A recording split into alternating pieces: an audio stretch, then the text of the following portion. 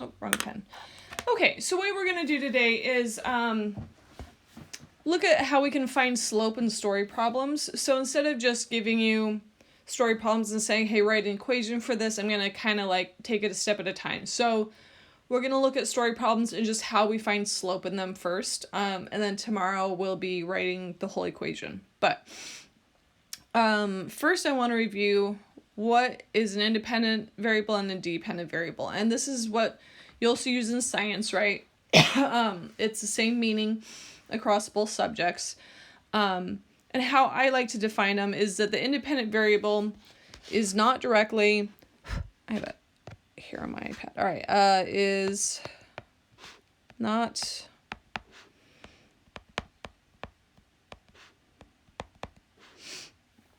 directly affected by anything.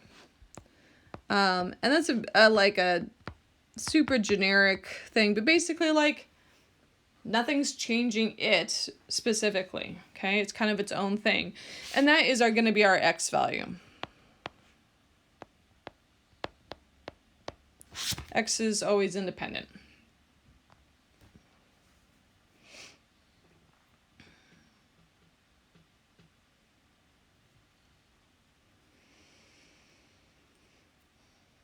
So the dependent variable is the one that is affected, and it's affected directly by the independent variable. So the dependent variable is affected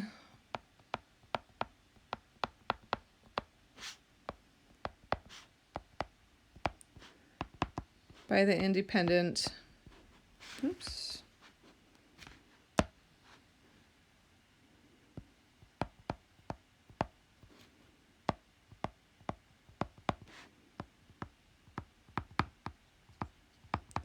And this is our y values.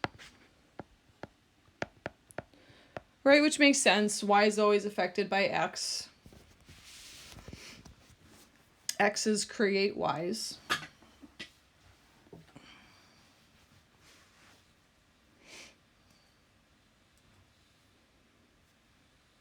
So let's practice finding independent and dependent variables in a story problem here. So example A, we want to identify the independent and dependent variable. So it says you study for 2 hours for your math test and you get a score of 90% on your test. So I want to identify what the variables are and then which one is affecting the other. So what kind of is difficult is we always feel comfortable having math have to do with numbers, right? But the 2 and the 90% really aren't the variables themselves, right? Those are the numbers that came out of the variables. So what I need to think about are what are those numbers really representing? And so the 2 is how many hours you studied. So that is one of our variables. I'm not talking about whether it's independent or dependent yet. And then the score of 90%. Well, that 90% represents the score of your test. So those are the two things we're measuring, right? We're measuring hours and the score you got. So now we need to figure out which one's the independent and which one's the dependent variable. So I actually like to find the dependent first, which seems maybe backwards, but I want to think about which one is being changed based off of the other one. So I know that if you study 2 hours, the outcome is 90%, right? So that outcome is what's being affected by how long you study. So the score is actually your dependent variable.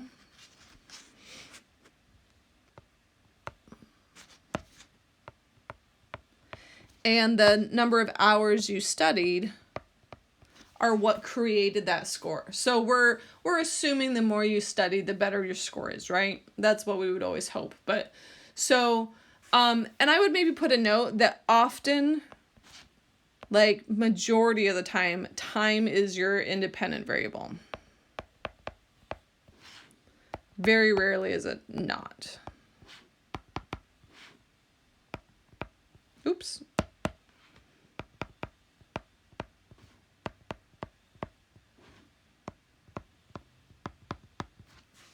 Okay, so if you get any quantity of time, you can pretty much default to that it's going to be your independent variable. It's going to represent your x's.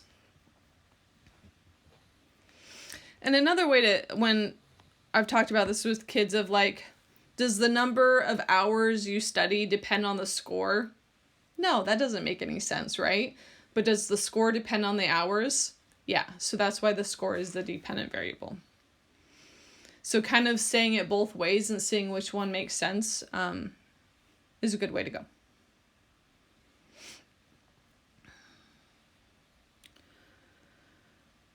All right. Okay. So now I want to use, so the reason that we talk about independent and dependent variables is when we're given story problems, I need to know what represents my x's and what represents my y's. Because what we're going to do with these story problems today is just find the slope, which is our rate of change. And so in order to do that, I need to figure out the x's and y's, right? So for example B here, we have a car that drives 90 miles in 2 hours and 250 miles in 5 hours. And I want to know what's the rate of change. And then of course we want to include our units. So usually on your worksheet, I think I'm like, what's independent, dependent variable? So let's just kind of talk about that real fast with this. I kind of already gave you the hint that any sort of time is going to be your independent, right?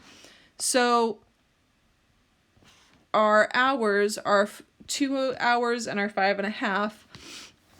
These are both going to be x's. And I'm going to label this one x1 and I'm going to label this one x2, just so I know the difference between the two, because they're going to be in 2 different points.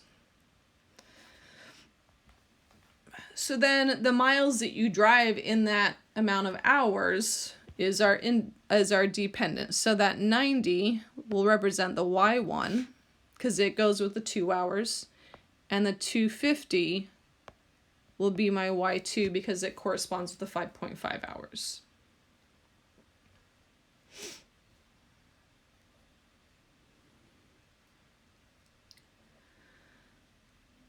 So now I basically got it set up that I can put it in that slope formula of y2 minus y1 over x2 minus x1.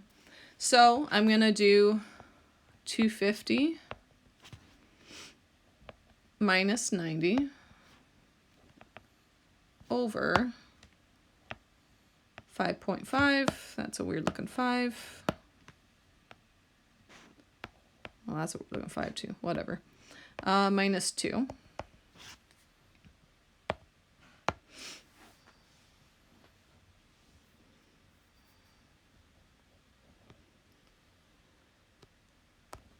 So then I do my calculations. 250 minus 90 gives me 160.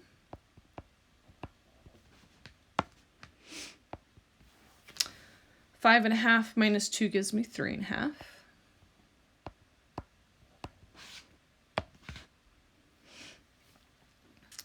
And then I would actually divide those because we don't just want like 160 miles per 3.5 hours. That's not that helpful. I want to know really like how many is it in 1 hour. So I just divide those and I get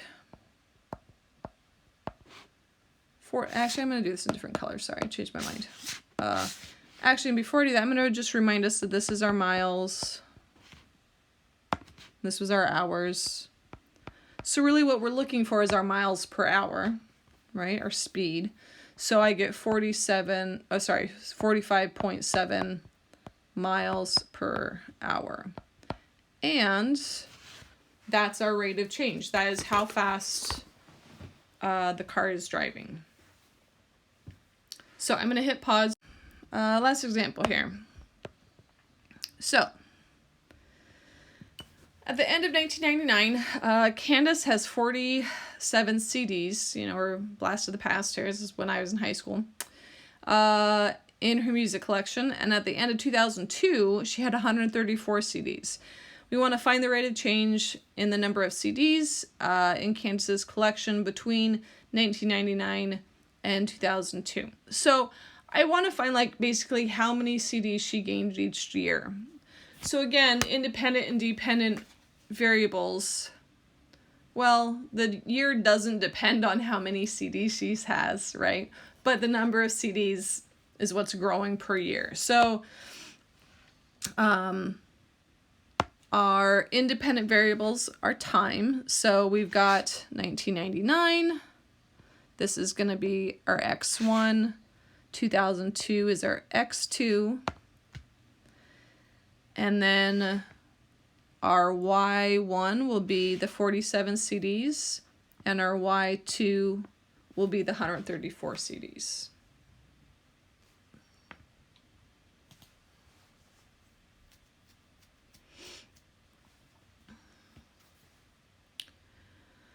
So I've got it set up now to find my slope, my rate of change. So my 134, and make sure you always do the Y's are on top, right? Over my X's of 2002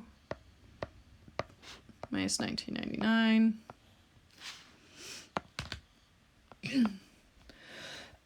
So we got that 87 over the 3 years, but I want to know how much it is per year. So 87 divided by 3 gives me 29, and that's CDs per year. And that line means per. You can write out the word per, whatever makes sense, most sense to you.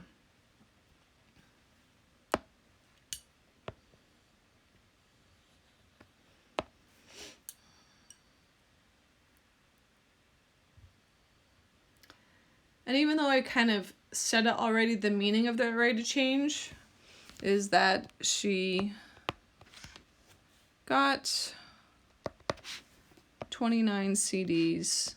And we're approximating, right? Like, we don't know that she got exactly 29, but this is her average of 29 CDs per year. That's a lot of CDs, but it's a lot of money, at least back in the day. Okay. So that is the notes. I'll bring up the assignment to just kind of look over it and see if there's anything funky that I need to warn you guys about.